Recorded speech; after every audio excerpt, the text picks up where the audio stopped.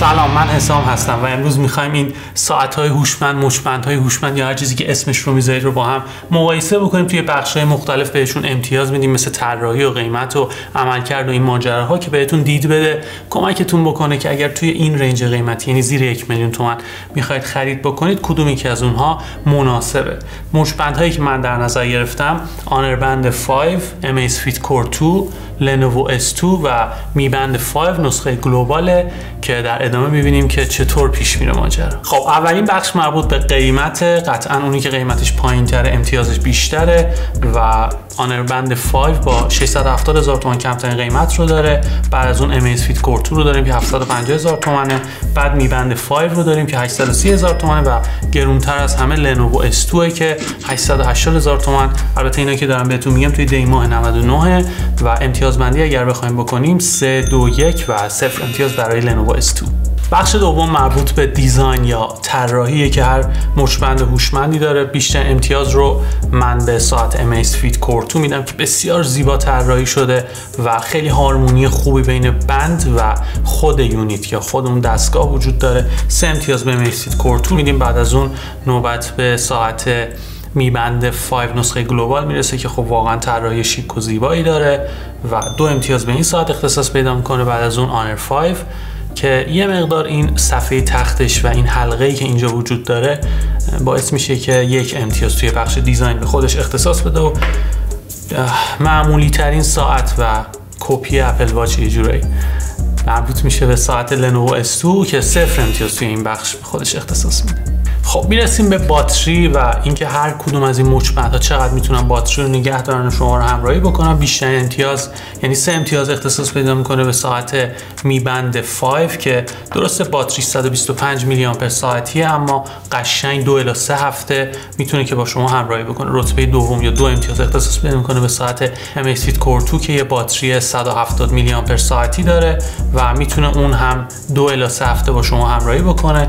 بعد از اون لنوو S2 با باتری 180 میلی آمپر ساعتیش 1 هفته، بیش از 1 هفته میتونه دووم بیاره. و در آخر ساعت آنربند 5 رو داریم که با باتری 100 میلی آمپر ساعتیش کمتر از 1 هفته، چیزی هولوش 4 الی 5 روز میتونه دووم بیاره.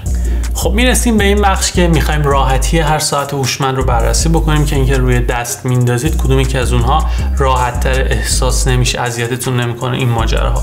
بیشتر امتیاز رو اختصاص میدیم به آنربند 5 با این طراحی قوسی شکل و این بند خوبی که داره و این سیستم قفلی که داره 3 امتیاز رو میگیره. و یه نکته مهم دیگه این که این ساعت 20 گرم وزن داره، از همه اینها کمتره. بعد از اون میرسیم به می بند 5 که 23 گرم وزنشه، اونم خیلی ساعت هوشمند سبکه، مچبند هوشمند سبکه، بندش هم نسبتا راحته. رتبه بعدی اختصاص پیدا میکنه به Amazfit Core 2 که ساعت یه مقدار سنگین‌تری نسبت به این دوتا، 32 گرم وزنشه، بندش هم نسبتا راحته.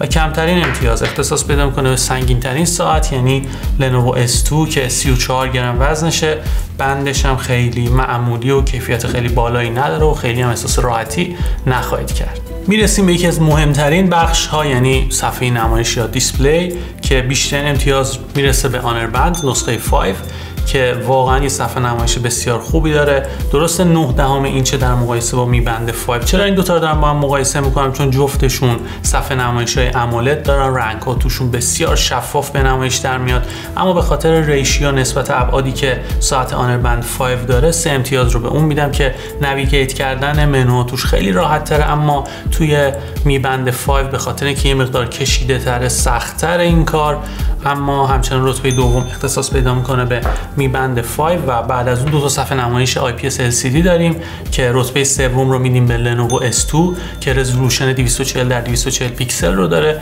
یه مقدار رزولوشنش نسبت به ساعت Amazfit Core 2 بالاتره که رزولوشنش واقعا پایین، 80 در 160 پیکسل و خب قطعا رتبه چهارم رو به خودش اختصاص میده. خب مرحله بعدی مربوط به پیرینگ یا جفت شدن ساعت با گوشی هوشمند. بیشتر امتیاز اختصاص پیدا میکنه به آنربند 5 که واقعا سریع مچ میشه با گوشیتون.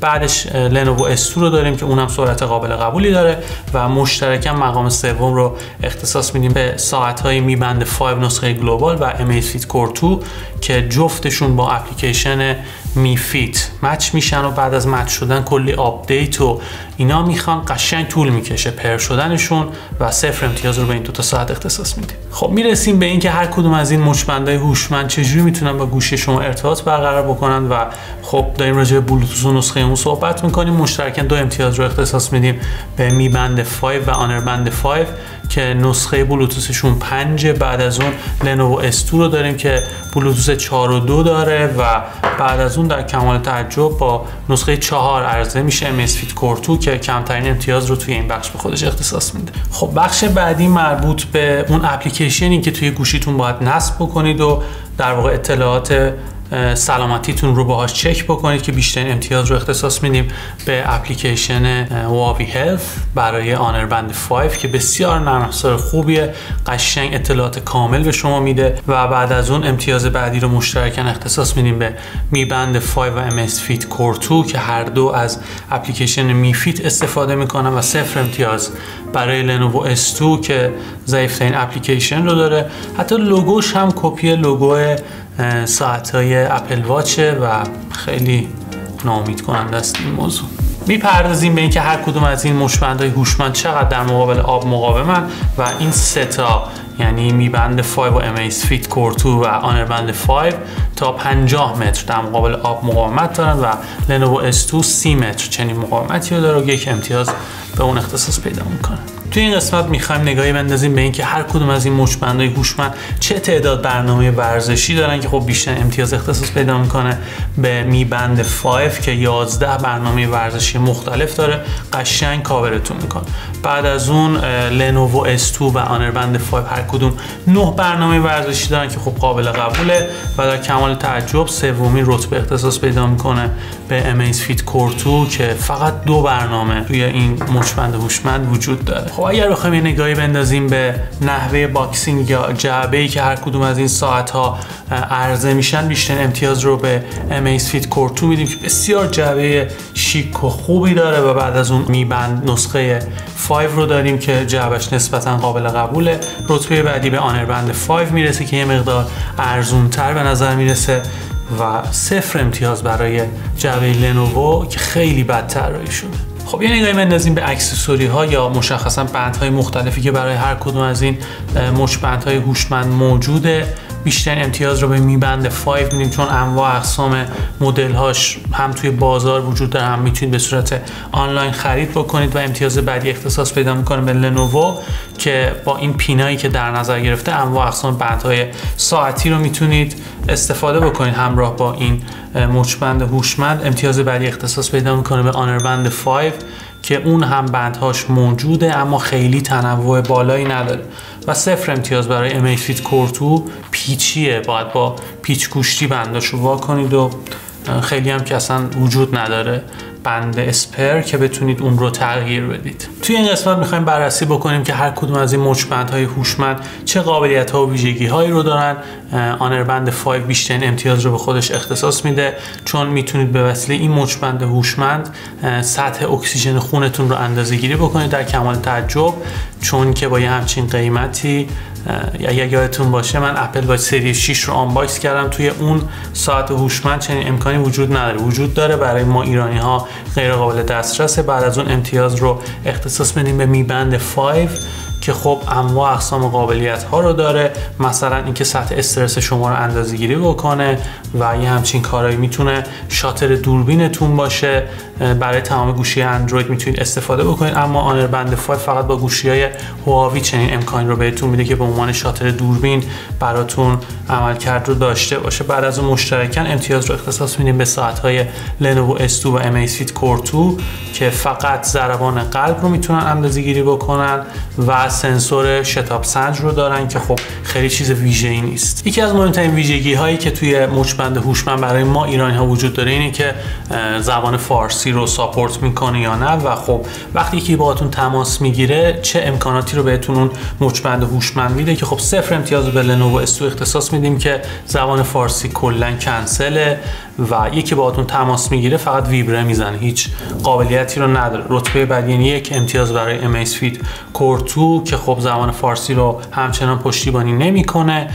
ایموجی ها رو به صورت سلکتیو میتونید توش ببینید و وقتی یکی باهاتون تماس میگیره هم امکان رد اون رو دارید، هم امکان میوت کردنش رو که خب میگم رتبه بعدی رو به خودش اختصاص میده. بعد از اون آنربند 5 رو داریم که زبان فارسی رو کامل ساپورت میکنه، ایموجی ها توش کنسله و خب یکی باهاتون تماس میگیره امکان رد تماس وجود داره. 2 امتیاز برای آنربند 5 و میبند 5 آنچه خوبان همه دارند، هم زبان فارسی رو پشتیبانی میکنه، هم میتونید به صورت سلکتیو ایموجی ها رو توش ببینید و خب وقتی یکی باهاتون تماس میگیره هم امکان رد کردن اون وجود داره و هم امکان میوت کردنش که خب اینا همه باعث میشه که 3 امتیاز رو به این مچبند هوشمند اختصاص بدید. در مورد سیستم شارژینگ اونا باید بهتون بگم که بیشترین امتیاز رو میخوایم اختصاص بدیم به ساعت لنوو S2 که یه شارژر مگنتی خیلی خوب داره، خیلی سریع کانکت میشه و سیمش هم خیلی بلنده. 3 امتیاز برای این ساعت. بعد از اون رتبه بعدی رو اختصاص میدیم به ساعت میبند 5 که اونم سیستمش مگنتیه، سیمش هم نسبتا بلنده. بعد از اون 1 امتیاز برای Amazfit Core 2، اونم مگنتیه ولی سیمش خیلی کوتاهه و 0 امتیاز برای آنربند 5 که سیستم شارژینگش یه جوری که باید گیر بکنه توی اون جایگاه شارژش، خیلی عجیب غریبه. نمیدونم برای همچین ساعت هوشمندی چرا اون سیستم رو در نظر گرفتن. چون اون سیستم رو در نظر گرفتن ما هم 0 امتیاز بهش میدیم. توی این بخش میخوایم بررسی بکنیم، یه نگاهی بندازیم به این که چقدر روون و راحت میتونید توی منوها بروز بکنید. بیشترین امتیاز رو اختصاص میدیم به آنربند 5 که خیلی روون و راحت میتونید بچرخید و فانکشن های مختلف رو داشته باشید. بعد از اون میرسیم به میبند 5 که اونم خیلی روونه اما نه مثل آنربند 5. یه ذره فونتاش ریزه، توی منوهای مور یه ذره به سختی میتونید سلکت بکنید که همچین مشکلی توی آنربند 5 وجود نداره.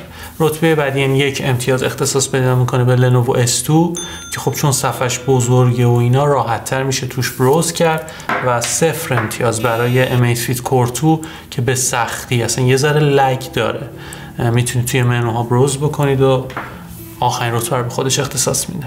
در نهایت میخوایم به این نتیجه برسیم که کدوم یکی از اینها میتونه انتخاب بهتری باشه. امتیازها رو با هم جمع میزنیم: 30, 12, 16 و 28 امتیاز برای این ساعت ها و میبند 5 نسخه گلوبال رو بهترین انتخاب تبدیل میکنه. این امتیاز بندی که خب واقعا مچبند هوشمند خیلی خوبیه، خودتون میدونید یوزراش خیلی زیادن و رانر آپ یا رتبه دوم اختصاص پیدا میکنه به آنربند 5 که بسیار من خوشم اومد از این مچبند هوشمند.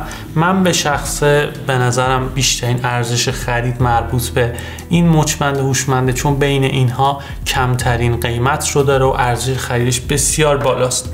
یه نکته ای رو هم بهتون بگم، یه نیم نگاهی هم به آنربند نسخه 6 داشته باشید که قرار هست عرضه بشه. یه صفحه نمایش خیلی بزرگتر داره، خیلی دیزاین زیباتری داره و من به شخص فکر میکنم که فروشش هم خیلی بالا باشه. در کمال تعجب گرونترین ساعت هوشمند یعنی لنوو S2 کمترین امتیاز رو به خودش اختصاص میده و این نشون میده که همیشه اونی که از همه گرونتره بهترین نیست. امیدوارم که این ویدیو بهتون کمک کرده باشه.